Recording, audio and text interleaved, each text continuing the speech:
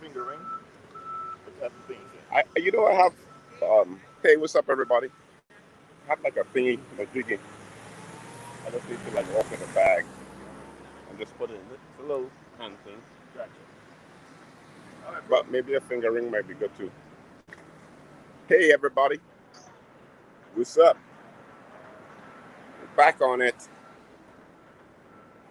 So that was gonna stain, but then I found out that Dave was out here already. He got me the shirt. What does the Yeah. shirt say? Hard work every morning. 6:30. Come on out. Watch Pastor Monroe's hold that rope this morning. Find his what's that?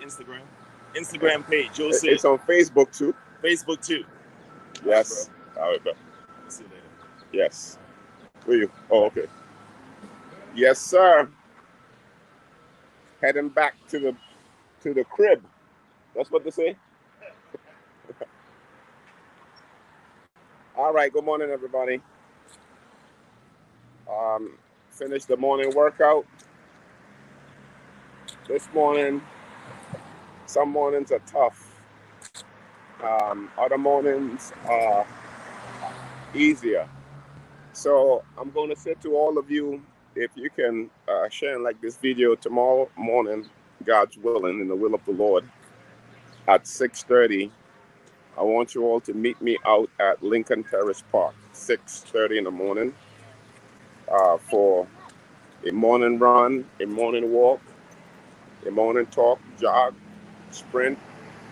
If you just want to sit there and bring some water for us, cheer us on. But whatever you do tomorrow morning, I'm going to put a flyer together today. For tomorrow morning, God's willing, Thursday, 6:30 at Lincoln Terrace Park. Oops, my battery is going to die on me. Today I'm not prepared. So tomorrow morning, Lincoln Terrace Park, 6:30. You can join me and whoever else wants to join us to run, to talk. If you were a prayer warrior and you want to come out and pray, do a prayer run, you can do so too.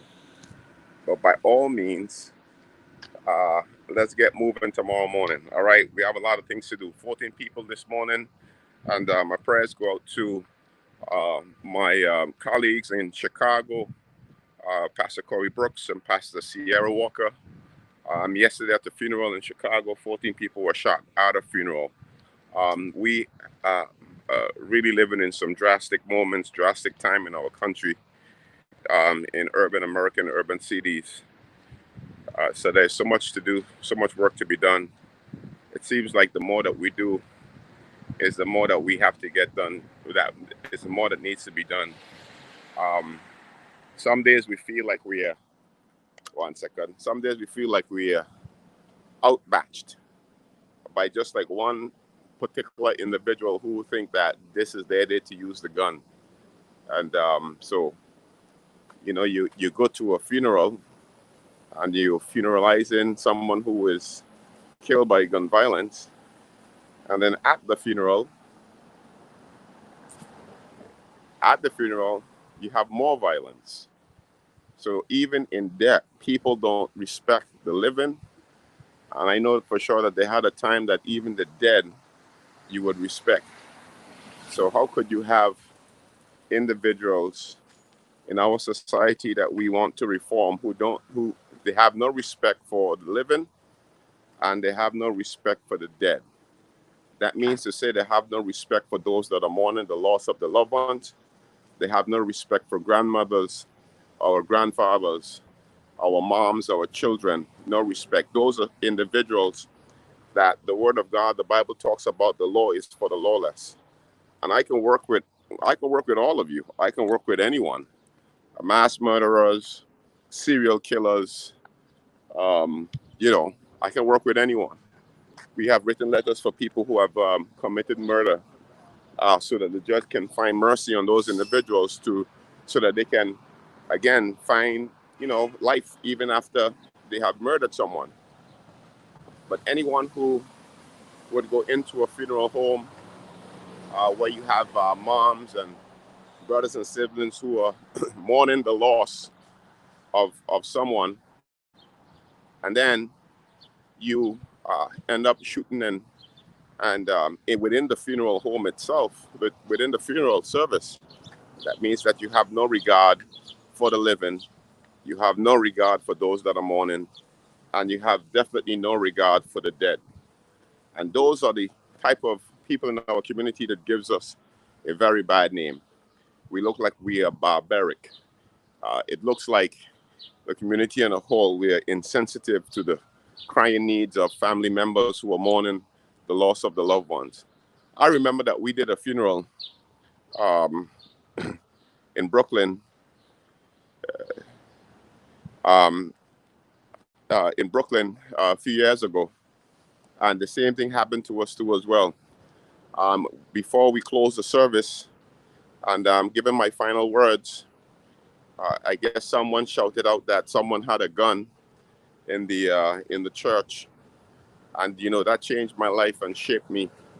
Just changed my thoughts. Sorry, on the way that morning and in the way that things happen. And so while I was closing out with some closing comments for the funeral, could never forget that young man who gets shot and killed on Church Avenue on 53rd Street, broad daylight. Finishing up the funeral service, and then apparently someone called out like there's a gun. Someone with a gun is coming, or there's a gun. Someone had a gun or brandished a gun. And the whole church was turned upside down. The thing that killed me the most, that broke my heart the most, was that when I was up in the pulpit looking down, trying to tell people basically to calm down or let me, just tell us what's going on, who have the gun, point us in the right direction. And this is in a funeral service right here in Brooklyn. I'm on the microphone and making some closing comments, and this is what is happening right here in Brooklyn. Church tore up, benches turned over, people are under the benches, women are screaming, mothers are screaming, fathers are running and hiding on the church benches, pastors are concerned, trying to figure out what's going on, who have a gun, people are running in the bathroom, people are running upstairs, downstairs. This is in a funeral that I'm conducting. But the part that broke my heart the most was basically when the mother um, of the young man, I saw her on the floor, covering her ears, crying, screaming. She was on the floor under a bench in the front seat of the church, and she was crying and she was wailing. Can't understand how could the funeral service of her son in his final moments in life. Oh, 1 second, let me try to cross the street. That you have this type of chaos that is happening at that funeral home. We had another case. Yeah, what's up? We had another case in Brooklyn. We weren't conducting the funeral, but we heard about it. And there was a drive-by shooting, at the funeral service. These are things that are happening in our community. These are the things that we are dealing with all the time.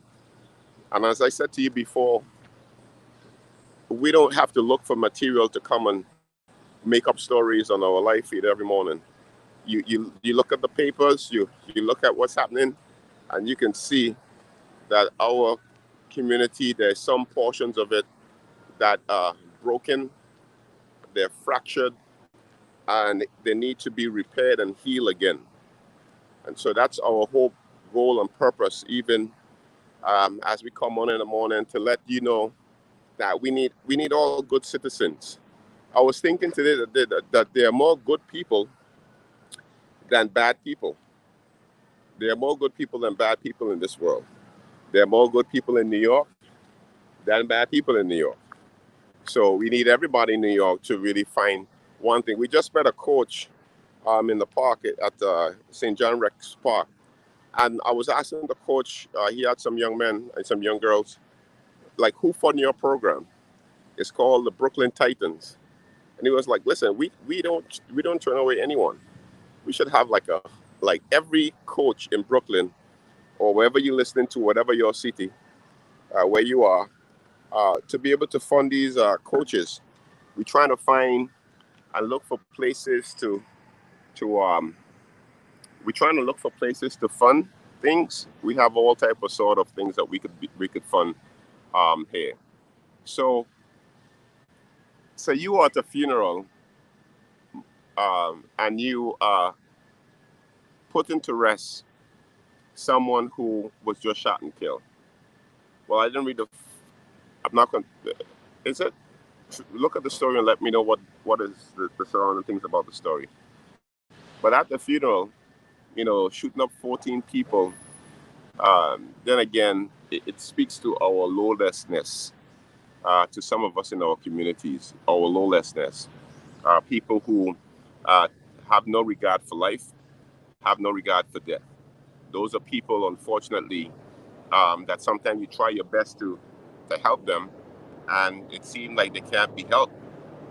So what I want to say today, because my battery is dying, is that New York City, Chicago, Oakland, Virgin Islands, the Caribbean, Africa, wherever you are, find something to do that you believe that you can do that can help the current situation, that can help save a life, that you can do personally in your own communities.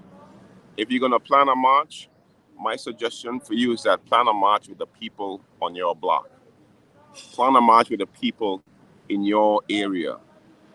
Don't try just to get people to come to have a march to say that you brought in all of those individuals. Plan a smaller march, 25 people, 30 people, and really march around your blocks. Right now, we have like multiple calls into different blocks in our area,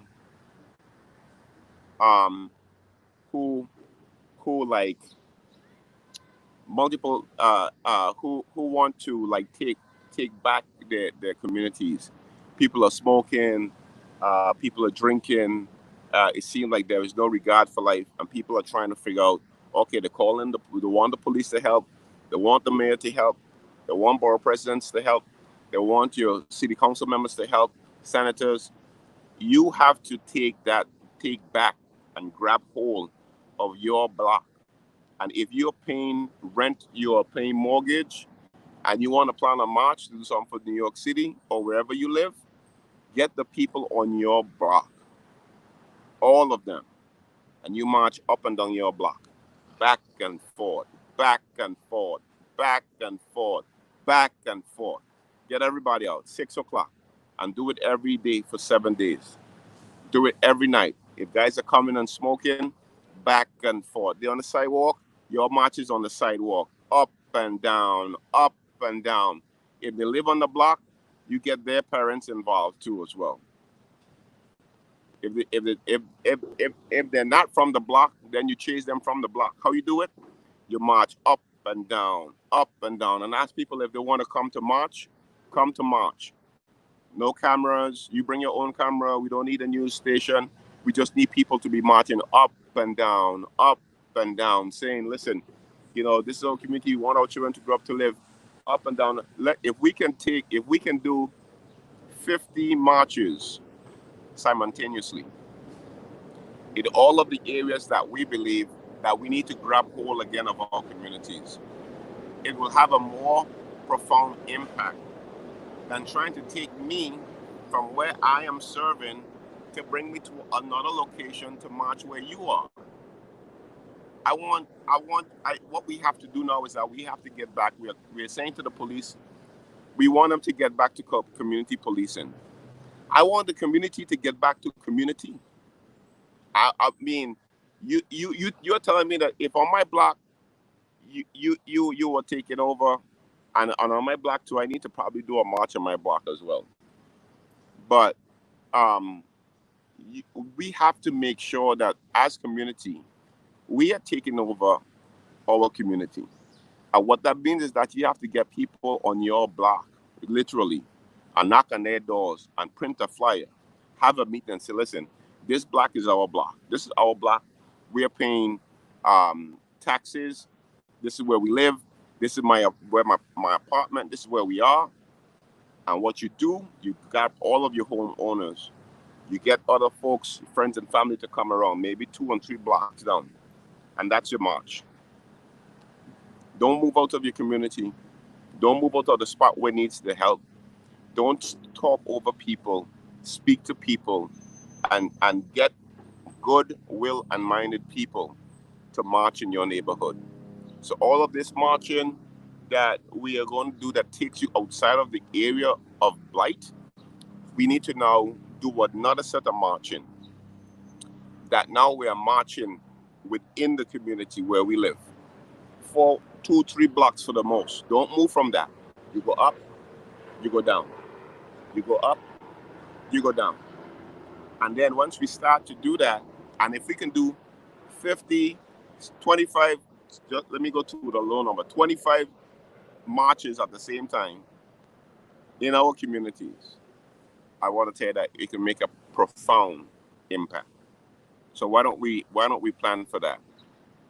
So we can definitely work on that for sure moving forward. So that's what we're going to do. If you're coming on my timeline, I can't prevent anybody from saying what they want to say, but please don't use curse words on my timeline. In my timeline, if you don't agree with something I'm saying, if you don't agree with what my message, with my message, that's cool. But I got all type of people coming on my timeline, so stop using profanity on my timeline, please. Again, if you don't like what I'm saying, you can get up out of here and find somebody else that you love to hear, and who fits your fancy. But if you're on my timeline, don't come on my timeline disrespecting my live feed and the folks who come on my feed. You could take that nonsense someplace else. Right now, we're talking about life, and we're talking about people. So take your nonsense to another channel. We're not playing around with you, and we don't care about, again, about your thoughts in this matter. There's some of you, again, that you don't care about the black community, no matter what we say, no matter what we do. So I don't care about what you think either if you don't care about us. So you could take your junk someplace else, but get off my timeline with your nonsense. Um, this is positive TV. This is positive talk. And so, again, um, please don't bring your nonsense on my timeline. All right? Plain out. So take that junk someplace else. So as I was saying, we need to make sure that we need to make sure that we find ways to really support our local communities and support our local families, like who are struggling within the community, like because people in their block, they are figuring out, and they are thinking that there is no hope. They have practically given up because they're looking at the news, they're listening to what is happening, and they believe that the city is really going into chaos, into the dumps in New York City in particular. And I want to say to you that you have to have more people.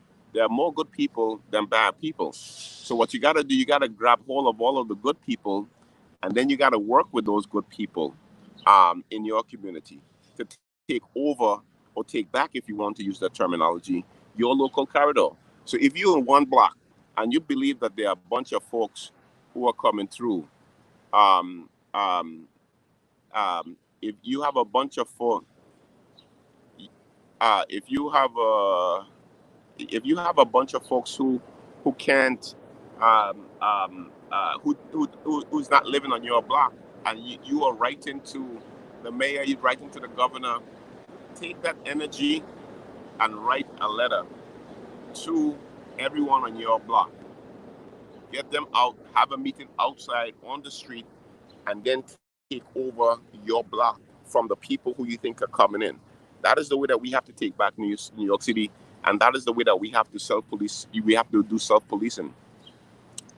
Just trying to wait and call 911, 311 for every concern. I'm not talking about crime situations, or if you feel like your life is in danger. I'm not saying that. I'm talking about quality of life issue. And even if your block is dirty too as well, people are throwing stuff. I'm running in the park here at both Lincoln Terrace Park and St. John Rec Park, and if you see the filth that people who have on their shirt Black Lives Matter, and then they're taking the same Black lives that gather run in the morning, the same mother, the same grandmother. You can come to the park and you see mothers with children, and the filth that they leave in the park at night, the filth and the garbage, and they drink rum and they have beer, and and they leave the trash on the track. These are individuals who would definitely tell you that Black lives, we care about Black people. We don't want police to brutalize our people. All of that is true. All of that message is good.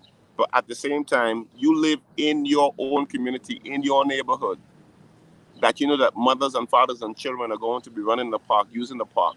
People that we're trying to prevent from being shooters and killers to come in the park the next morning to run their program. We just came and we saw again like 4 different groups who are organizing, and the park is filthy. You have trash all over. I mean, and we're talking about self-policing ourselves. We're talking about Black pride. We got to start to think about. Um, you got to think about definitely, what you were doing to your own community. You got to think about how you view life and what you're doing within where you live. If you don't treat yourself, and if you don't treat where you live and the people that you are around as part of your own family, I want to tell you what's going to happen is that what's going to happen is that people are going to start to think that again this community don't care, don't give a damn about anything. When they see like you if you drinking and a trash receptacle is 5 feet away from you, and you take your beer and your rum bottle, and you finish and you get up, you are nasty. You are nasty. You are nasty to not to be able to just do something that you had home. You have to have some type of home upbringing about the fact that if you drink or you use something in public, you just take it and you throw it in the trash. Right here, I'm in a nature development right now, and as you can see over this side, you see that there's someone who is cleaning up the garbage. Over on that side, there is another person who's cleaning up the garbage over here. There's garbage over here, and I'm saying this is where we live. And if we live in these areas, we have to make sure that we take care of the places that we live. This is all have to do with outlook and people in our community, making sure that they support themselves, so that they don't think that listen, nobody cares, so I'm going to shoot up this neighborhood. I'm not going to live beyond 25 any which way, so I'm going to do what I have to do. We have to change that narrative, one person at a time, one bottle at a time. So if you're going to come into the parks, you're going to drink, you're going to eat, why don't you, before you leave, just take, and these are not kids. These are not kids, because kids don't drink that type of liquor, that heavy liquor that we see in the park every morning. And they leave all of the trash so that somebody could come behind them to pick it up.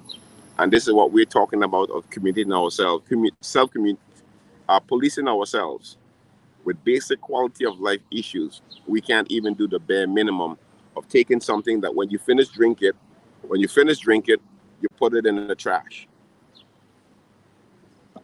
This all have to do with the violence in our community. It's all tied into it. It's all about care. It's all about our mentality. It's all about the fact that I have to value the life. Uh, um, I have to value the life of someone. I have to value the life of of the other person, so that I don't pick up a gun and shoot and kill that person. Because if I shoot and kill you, I'm killing myself. You have to value the life, that if you have a funeral service, for God's sake, going on of someone who was shot and killed by gun violence, that you take the very same gun and come into the funeral to shoot and kill the people who are mourning the loss of the person who had just been killed from gun violence. So what we're doing with our communities is that we're killing people for no reason. Then when mothers and family members are mourning, we're bringing the same violence into the sacredity and the sanctity of a mourning, of a funeral.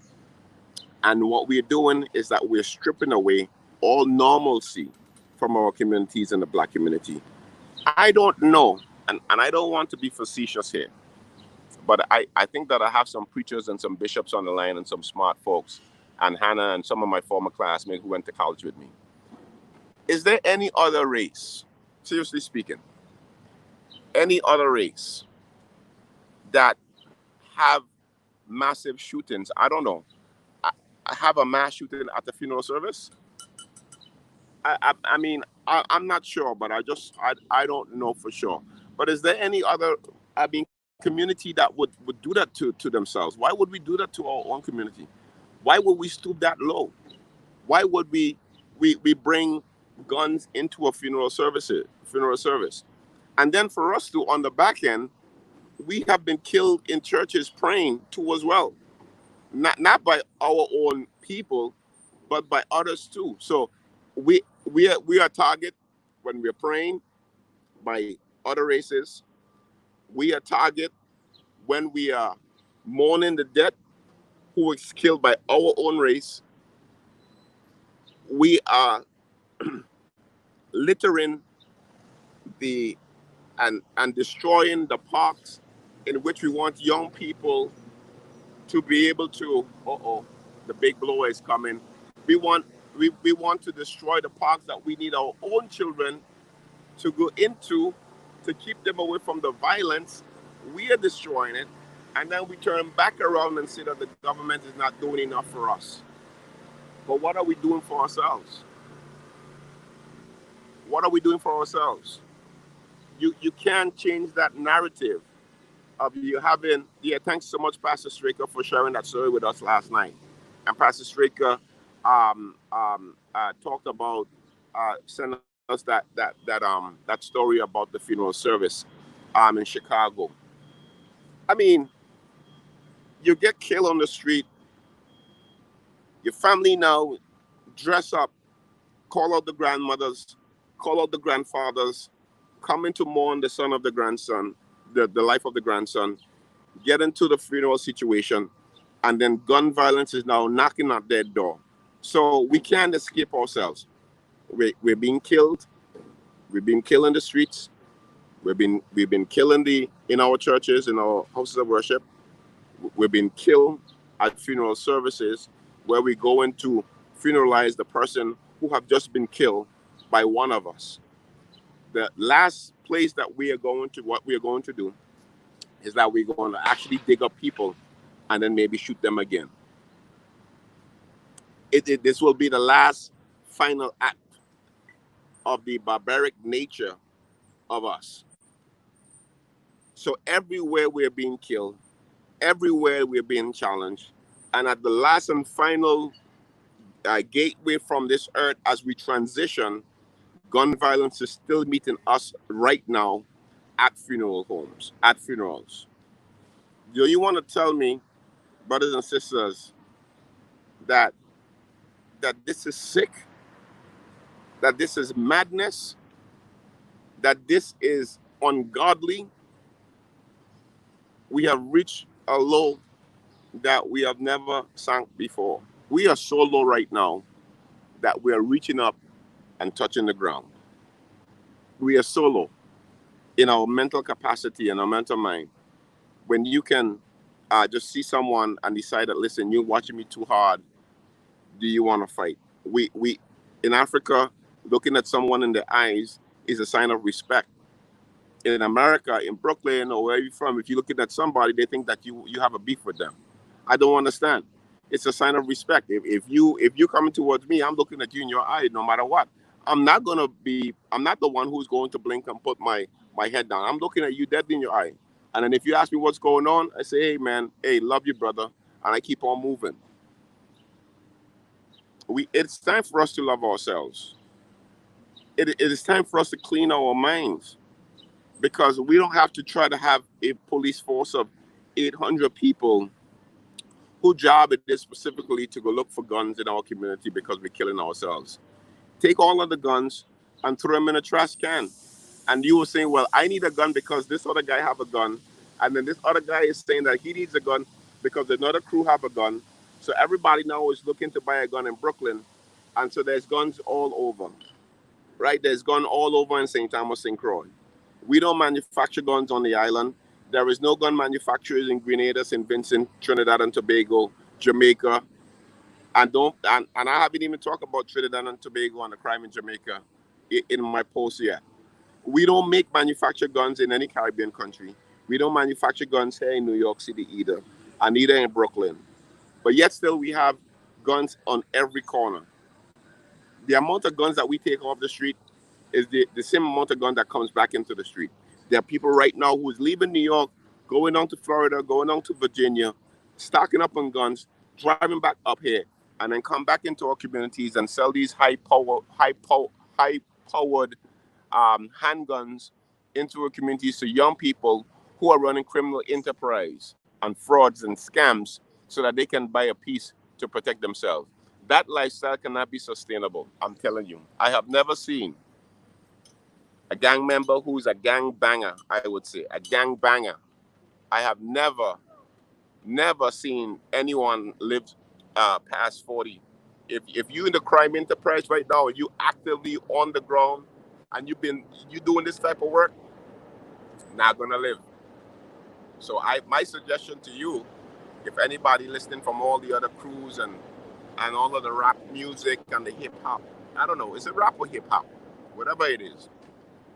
Those of you who are in specific gangs and you turn up the gang sign, whatever gang signs, in the music, and then also to the blood of the music industry executive, you have blood on your hands too as well, because you're promoting violence, you're calling our sisters B's and H's, and you're allowing this music to be sold, and then the Clear channels and iHeart radios and all of those big conglomerate, you're playing this filth on the radio, iTunes, and all of those things. You are selling those singles for 99 cents. And these are being put forward in our community as a way of life. And it's a debt trap. It's a debt trap. And we have to clean up the mess. And you don't want to give us the funding to do so to help. You don't want us to help steer people in the right direction. Black people, white people, brown people, people of God, children of God, it is time that we have a higher consciousness to see what is happening to our own people and try to help them. Now, I'm going to close with this. With all of this that I've said to you, there are still people who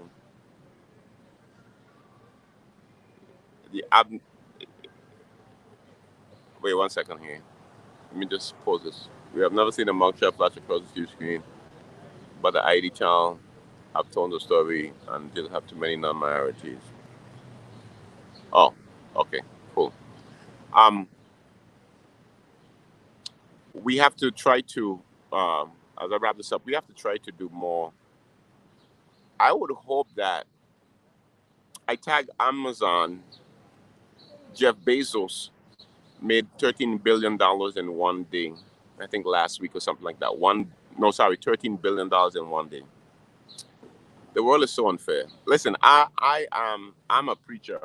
I'm a preacher, third generation of preachers, right? I've looked at the Bible in and out, back and front. I have done a lot of things. I've been in church all my life. Third generation of preachers, me. And I want to tell you that the world definitely, the way that God have laid it out. If you have one man in America who already is the richest, who have billions and billions and billions and billions of dollars, that if he spend $500 billion every single day for the next 20 years, he can never go broke. Something like that. If you give every American $1 million, maybe you will still have $1 billion left over. There is nothing you can do with $200 billion that you can't do with $20 billion.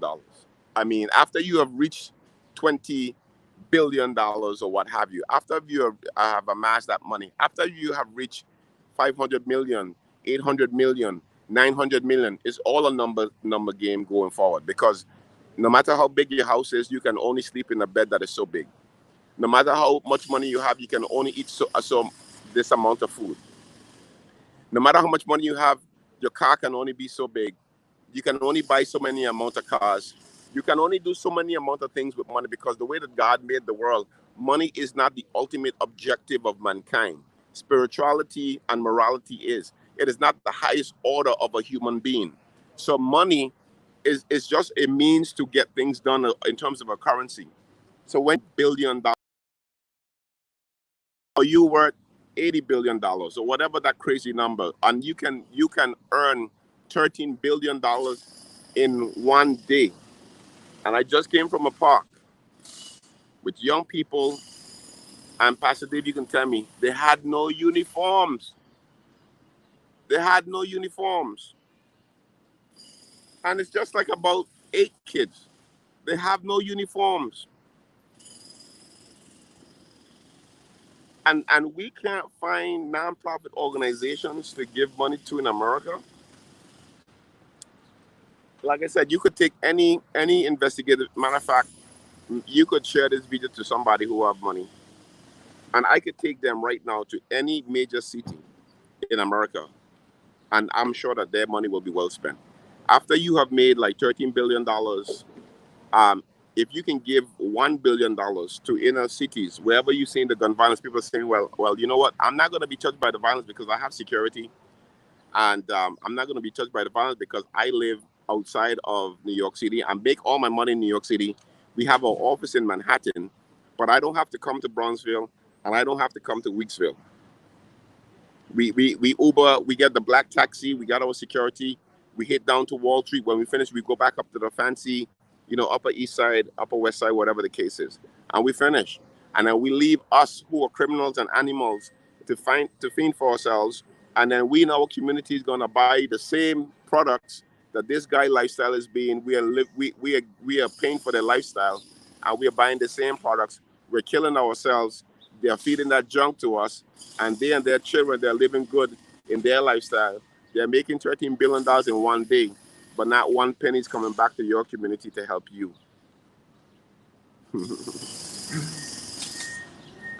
I'm a third generation of preachers, man. I've been looking at the Bible, reading the Bible, and I want to tell you that there is no way that this could be godly or morally correct. Now, I'm not saying that the person who have money can't live the lifestyle and buy what they want. You could buy whatever you want. All I'm saying is that if we want to help and change, and I have the means to do it, if I'm making $100,000 a year and I give $10,000 to charity and to friends who are needing things, we give like 15%, 20% of our salary back to charity. My family, my wife, and I. So if I'm making $100,000 and I give in $15,000, and you make $1 million and you give $10,000, you're not giving the same as me. The level and the equity is not the same. It's not about the equal number. It's the level. It's the steps. If you have if you make $2 billion a year and you give one nonprofit organization $20,000, that is like me giving somebody $20. It doesn't work that way. If you make $2 billion a year and you're trying to find nonprofit organizations to give money, then that is appropriate. Because billionaires and millionaires, if you continue to give to billionaires and you continue to give to multi-million-dollar nonprofit organizations, you're still not doing your job. You got to go down. You got to drill deeper. And those of you who are listening to this live, you continue to give to these nonprofit organizations who say that they're sending folks to Africa and drilling for clean water in Mexico and Honduras, and you raise money, and you want to go on these trips. Right now, in the coronavirus situation, all of our advocacy have to be here. So if you were going to Peru this year, take that money, find a nonprofit organization, and bring clean water to Flint, Michigan. or bring uniforms to the kids right here in the park. That's what we got to do. So it's a new day right now. So listen, I'm challenging all of you. New York City need us. Wherever you live need you. You know, do the best that you can do, because the cavalry is not coming to help us. All right. So tomorrow morning, Thursday, 6:30 in the morning, not PM. 6:30 in the morning. Meet us at Lincoln Terrace Park. We are running for gun violence victims. We are running to remember those who have lost their life to gun violence. We are running to raise money, but we haven't started to raise money yet. But we are running to, how are you? We are running to, again, remember people who have lost their life to gun violence. And so we want you to come and join us as we run every morning to remember victims of gun violence wherever they are. We're going to keep on doing that. It started off with one person. We got 2 and 3, and we're going to do it. We're going to develop. We're going to make sure that we can remember everyone who is shot, everyone who is killed, their family members. We're going to run until this become a national movement. And it start right here in the hood. Start right here in the hood. So God bless everybody. We're going to see you tomorrow morning, 6:30, Lincoln Terrace Park. Meet me in the park. If you can't run, you're gonna you're gonna you're gonna walk. If you're gonna sprint, you're gonna crawl. But by all means, definitely meet us tomorrow in the park. All right. So we definitely gotta keep it up. Yes, we're running. We gotta do it. We gotta do something, man. I can't be in the house and knowing that we just killing ourselves, man. It's like every day, we get another notification that there's another shooting. Like, what are we doing? We got to come up with a better plan. So we're here doing that stuff. So see you tomorrow. God bless. Peace out. All right. Take good care, everybody. Be safe.